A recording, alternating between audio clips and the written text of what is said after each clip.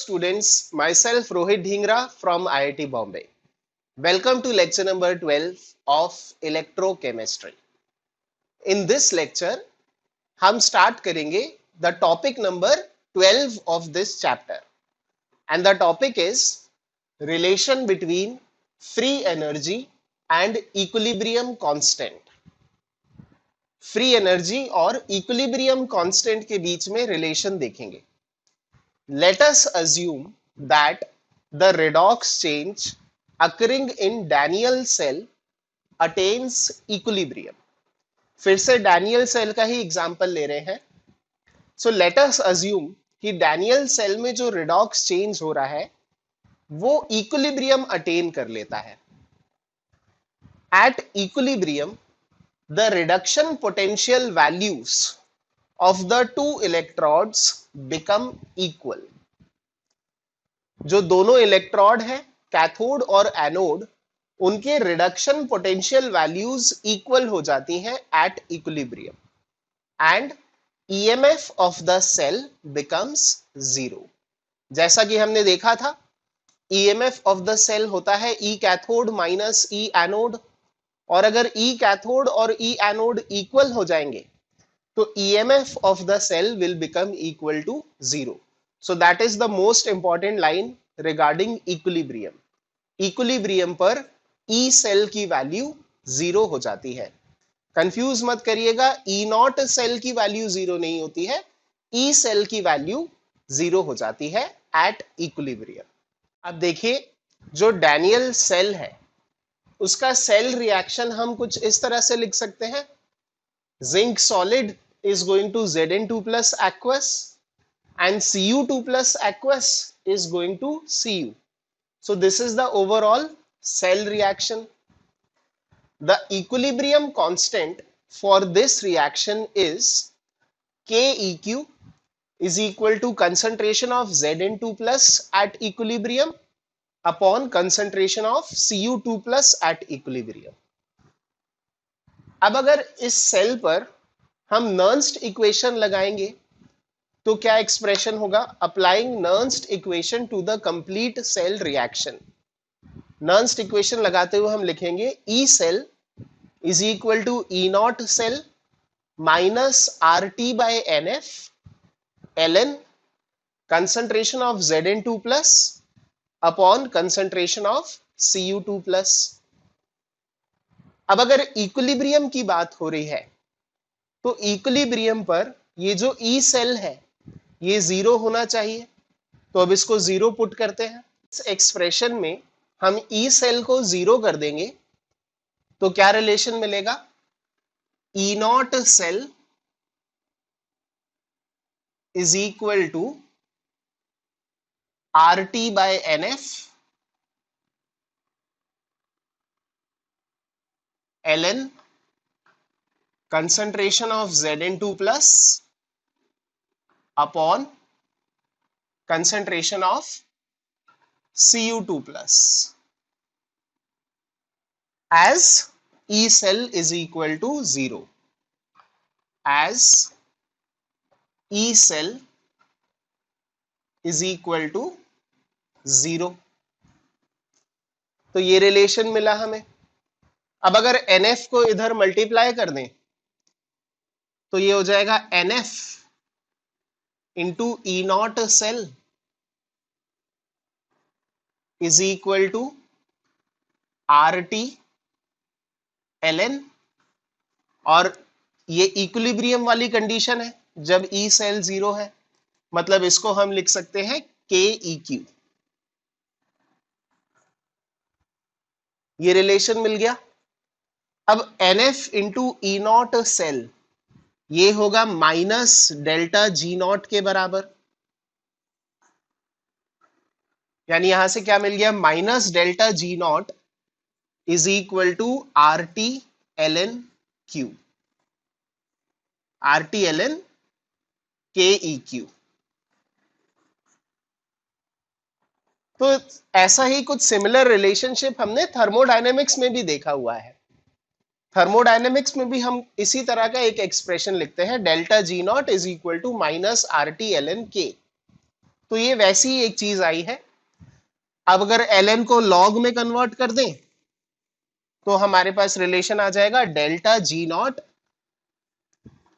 Is equal to -2.303 RT log KEQ। तो अगर हमें डेल्टा जी नॉट की वैल्यू पता है तो हम KEQ निकाल सकते हैं। डेल्टा जी नॉट अगर हमें नहीं दिया और ई नॉट दिया है तो ई नॉट से डेल्टा जी नॉट हम निकाल सकते हैं। So this is the relationship between standard Gibbs free energy change and equilibrium constant. यहां पर जो इक्विलिब्रियम कांस्टेंट है KEQ, ये KC भी हो सकता है, KP भी हो सकता है, KPC भी हो सकता है, and many different types of equilibrium constant values can be used. So इसको नोट डाउन कर लीजिए। देखिए, किसी सेल के रिगार्डिंग कुछ और थर्मोडायनेमिक क्वांटिटीज भी होती हैं जिनको हम जानना चाह सकते हैं, जैसे कि change in entropy. Delta S is given as NF dE by dt, where dE by dt is called as temperature coefficient, representing the change of EMF with the change of temperature। तो ये formula आप याद रखिए, delta S is equal to NF dE by dt। dE by dt is called as temperature coefficient। Change in entropy के अलावा एक और quantity है जो डिजायरेबल होती है, and that is the change in enthalpy, यानी डेल्टा H। तो अब हमें डेल्टा H का एक्सप्रेशन निकालना है। तो हम जानते हैं कि डेल्टा G, डेल्टा H और डेल्टा S इस एक्सप्रेशन से आपस में रिलेटेड होते हैं। Delta G is equal to delta H minus T delta S, यानी डेल्टा H हो गया delta G plus T delta S।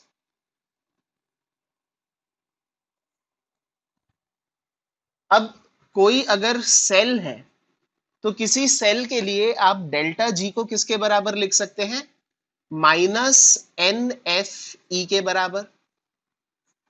Delta G is equal to -NFE। और डेल्टा S को हम क्या लिख सकते हैं? जैसा अभी हमने देखा, delta S can be written as NF dE by dt।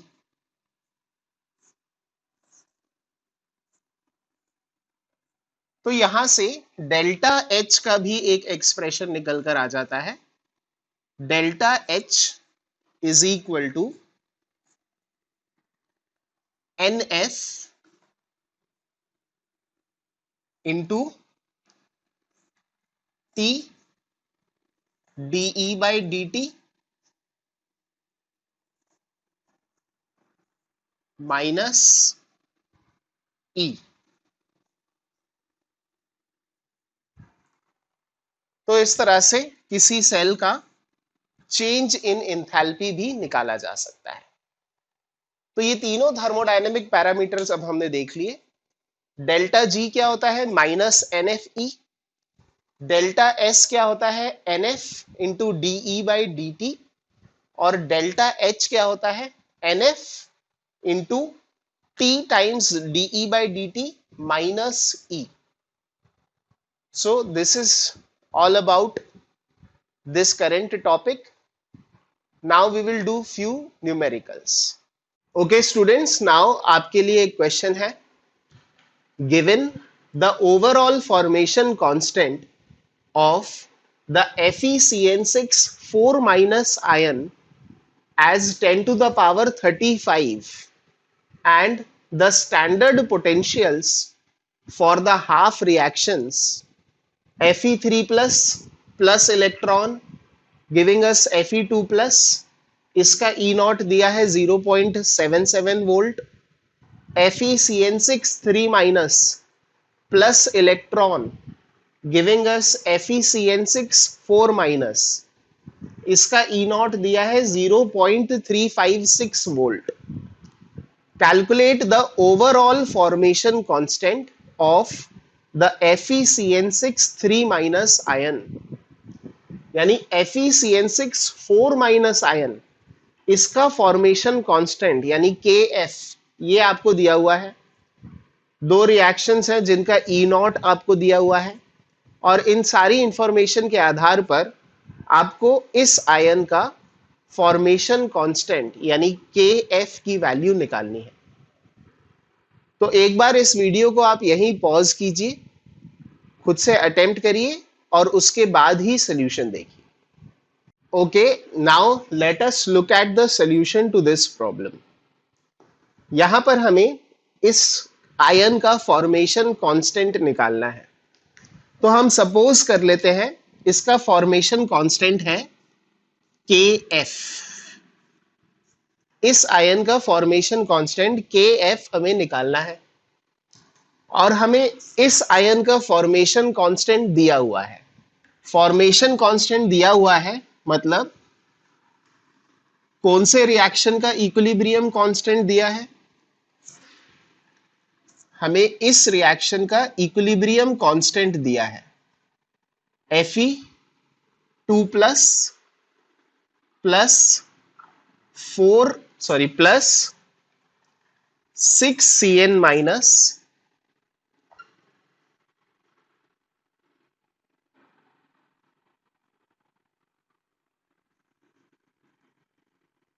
Giving FeCN6 4 minus. इस रिएक्शन का इक्विलिब्रियम कांस्टेंट हमें दिया है KF. ये हमें दिया है 10 की पावर 35, और हमें इस आयन का KF निकालना है. इस आयन का KF निकालना है मतलब इसको मैं K' कह देता हूं क्योंकि KF उसको कह दिया. तो इस आयन का KF निकालना है.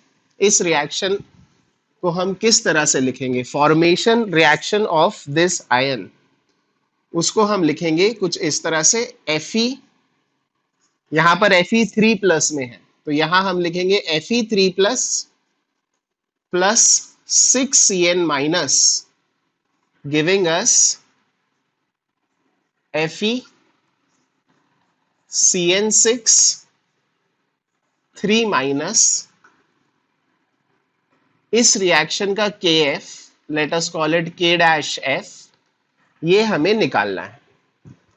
तो अब प्रॉब्लम क्लियर है. इस रिएक्शन का KF हमें दिया है, ये दोनों रिएक्शंस का ई नॉट हमें दिया है, और इस रिएक्शन का KF हमें निकालना है.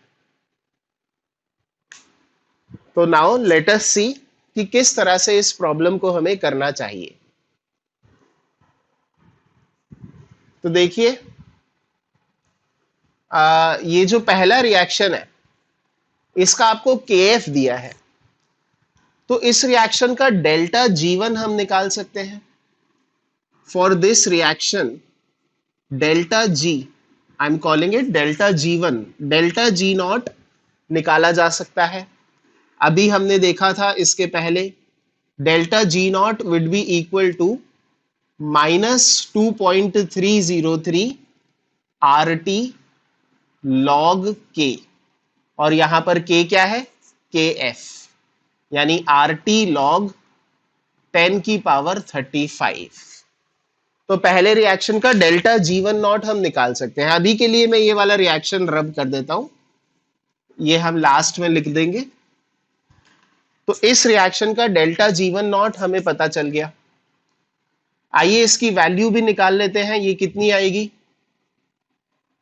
I will be using my calculator. 2.303 into R कितना है? 8.314 टेम्परेचर हम मान सकते हैं 298 केल्विन, और log 10 की पावर 35 यानी 35, तो ये वैल्यू आ जाएगी -199,704.69। तो इस पहले रिएक्शन का डेल्टा G1 नॉट हमने निकाल लिया। अब ये जो दूसरा रिएक्शन है इसको भी मैं थोड़ा ऊपर लिख देता हूं। जो दूसरा रिएक्शन है Fe3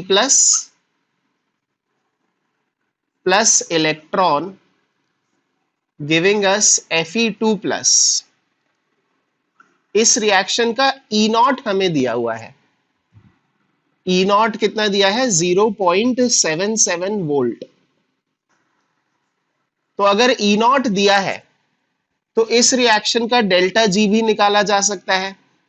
डेल्टा जी नॉट, मैं उसको कह देता हूं डेल्टा G2 नॉट।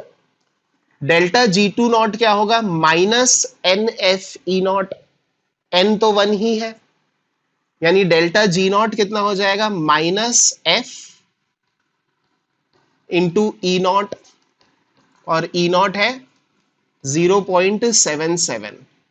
तो इस रिएक्शन का जो डेल्टा G नॉट है वो कितना आ जाएगा? 96500 इंटू 0.77, तो ये आ जाएगा 74,305।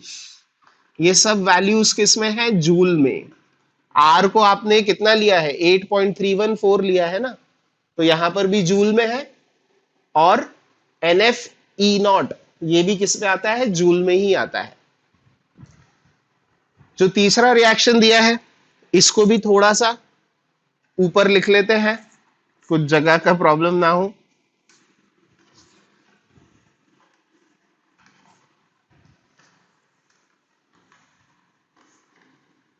इनफैक्ट मैं आपको कहूंगा कि ये जो तीसरा रिएक्शन हमें दिया है उसको उल्टा करके लिखते हैं।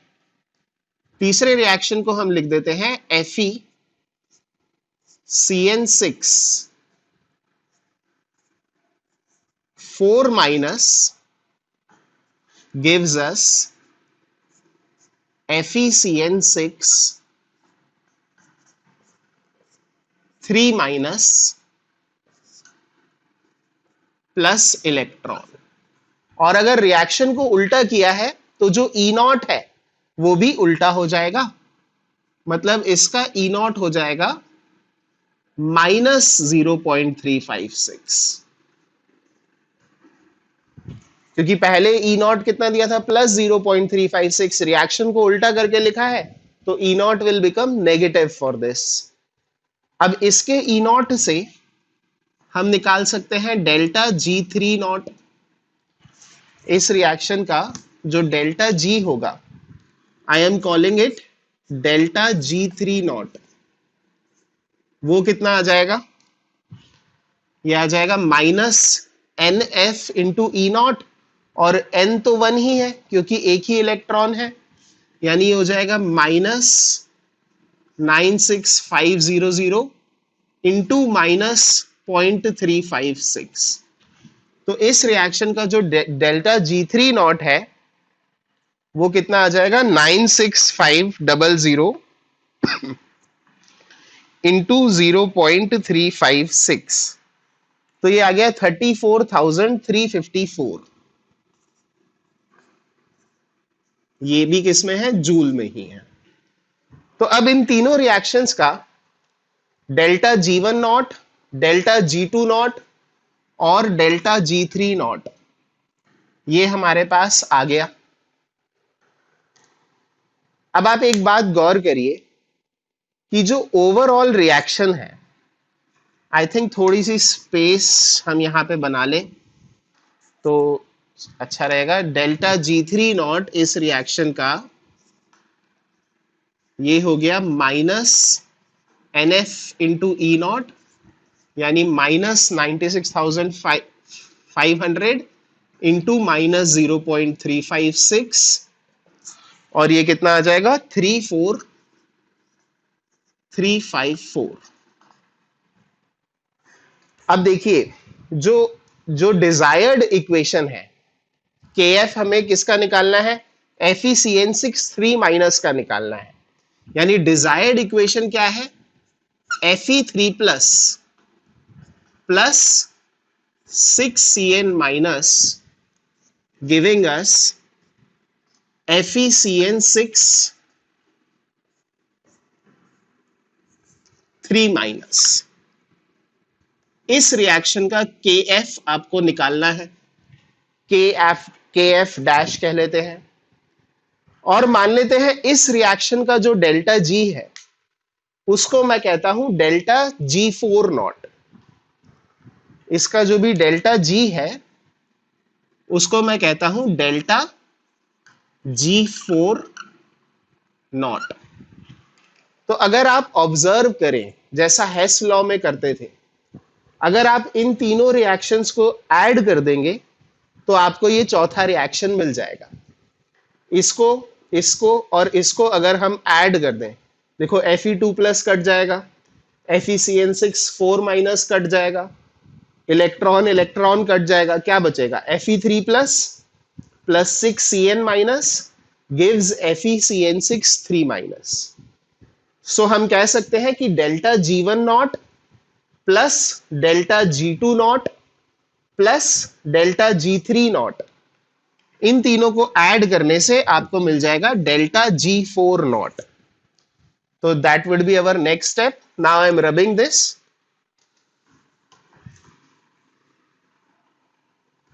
तो हम कह सकते हैं कि delta G4 not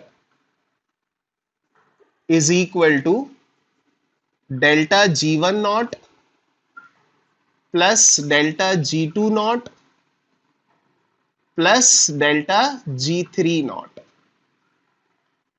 delta G1 not कितना है, -199,704।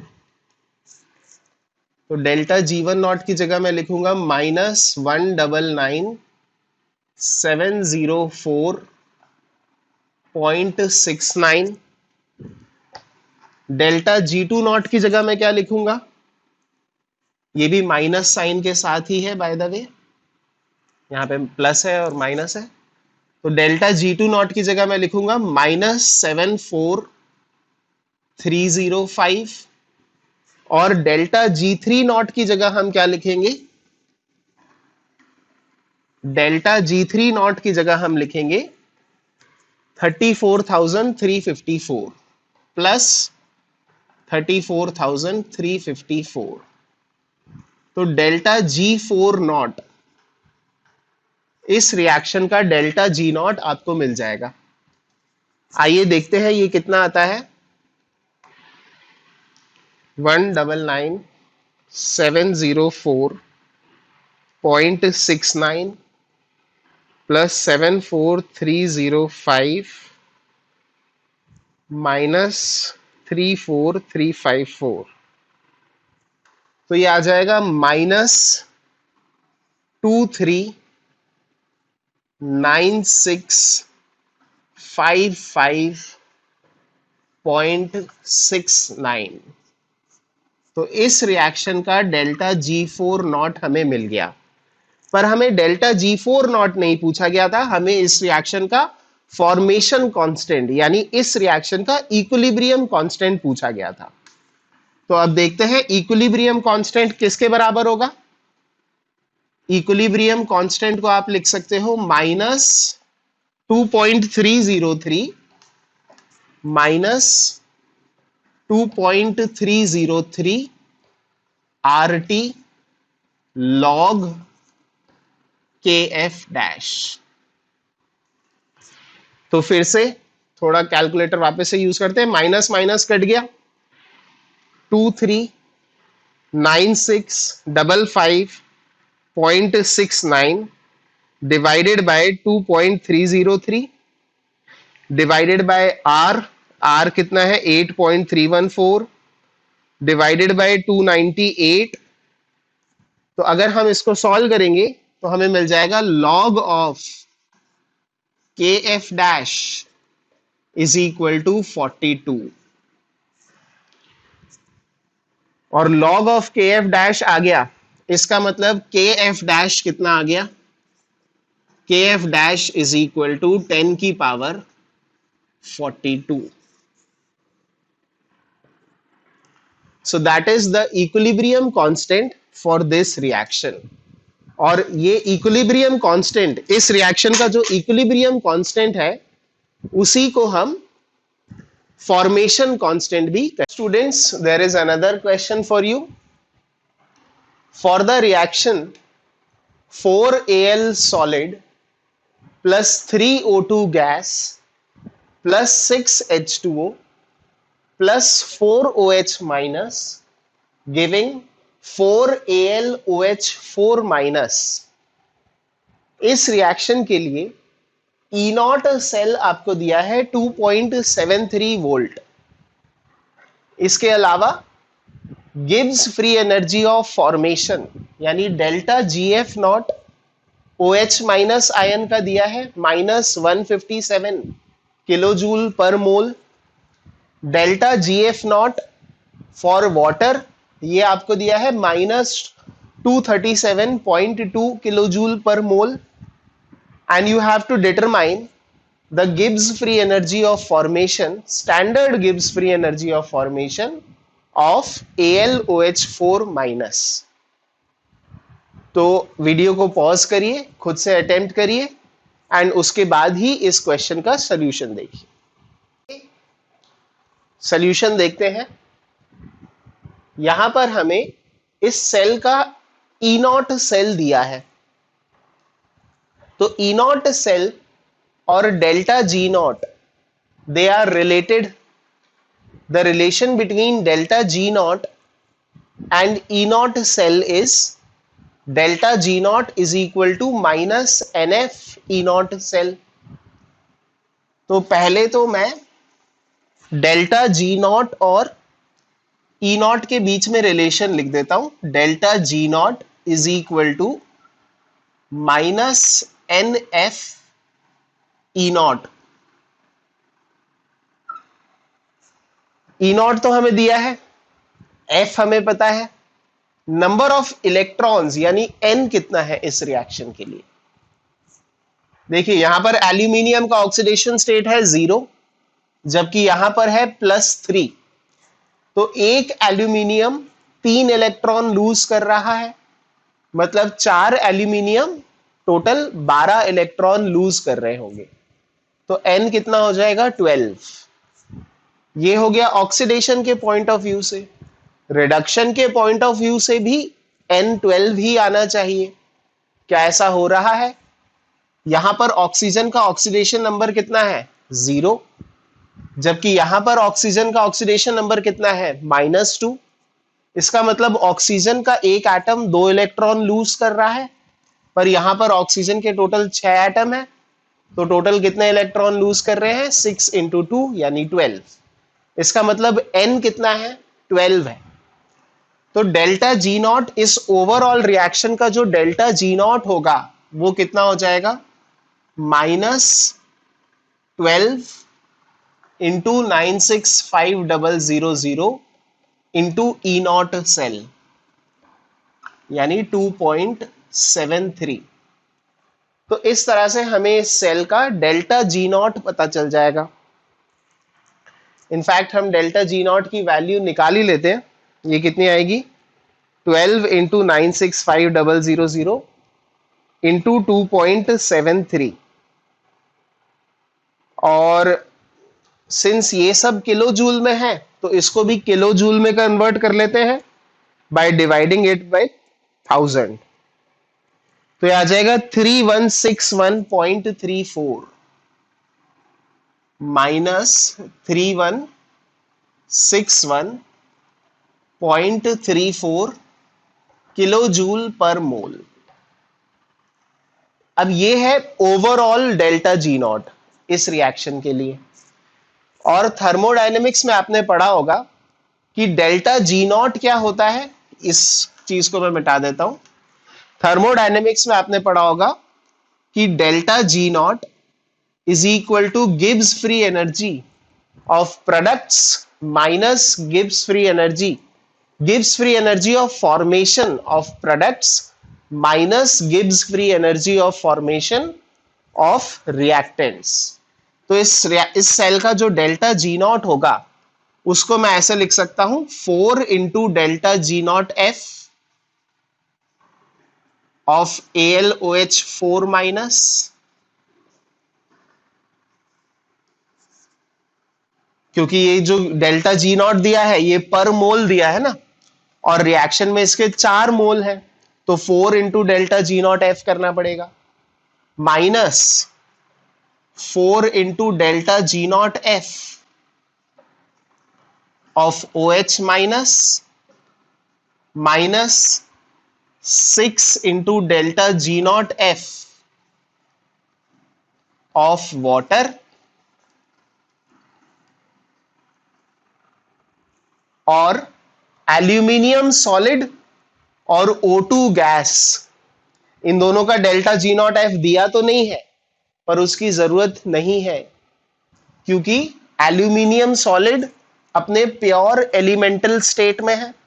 सिमिलरली ऑक्सीजन O2 गैस ये भी अपने प्योर एलिमेंटल स्टेट में है, और जो भी चीजें अपने प्योर एलिमेंटल स्टेट में होती हैं उनकी Gibbs free energy of formation 0 ली जाती है। ये थर्मोडायनेमिक्स में पढ़ते हैं हम। तो इन दोनों का जो डेल्टा जी नॉट एफ है वो तो 0 ही है। ठीक है, तो अब जो जो वैल्यूज हमें दी हैं, OH माइनस की वैल्यू दी है, वाटर की वैल्यू दी है, ओवरऑल डेल्टा जी नॉट हम निकाल चुके हैं। तो इसकी मदद से हम delta G not F of AlOH4 minus भी निकाल सकते हैं। तो इसको मैं रब कर देता हूं, -157 है ये, और ये है -237.2।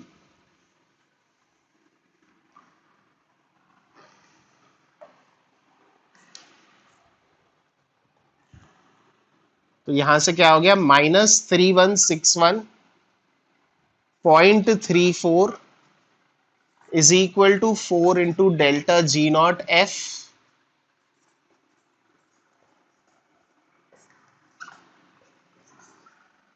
माइनस 4 इंटू 157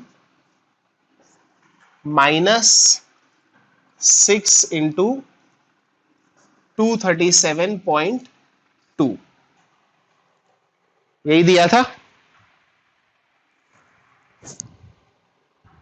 अच्छा, यहां पे भी माइनस साइन है, माइनस साइन अगर यहां पर भी है तो ये क्या हो जाएगा, प्लस हो जाएगा, और ये भी प्लस हो जाएगा। Now it is fine. So इसको अगर हम सॉल्व कर लेंगे तो हमें डेल्टा जी नॉट एफ मिल जाएगा। कर ही लेते हैं अपन।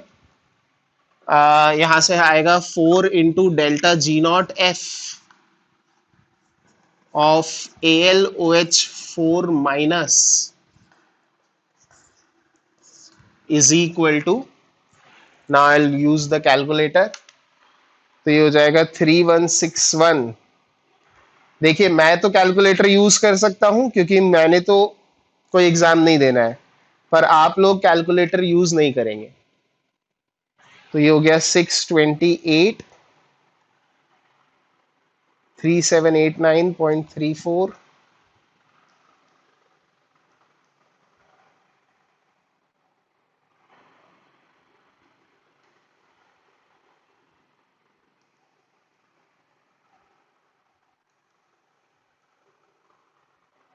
तो ये आ जाएगा 5212.54, 5212.54 और नेगेटिव साइन के साथ किलो जूल पर मोल। इसका मतलब delta G not F gives free energy of formation of AlOH4 minus, ये कितना आ जाएगा, इसको 4 से डिवाइड कर देते हैं, ये आ जाएगा -1303, -1303.13 kilo joule per mole. So that is the answer to this question. Hopefully everything is clear to you. And यहां पर एंड होता है हमारा ये वाला लेक्चर। नेक्स्ट लेक्चर में हम पढ़ेंगे टाइप्स ऑफ हाफ सेल्स या फिर टाइप्स ऑफ इलेक्ट्रोड्स के बारे में। Thank you.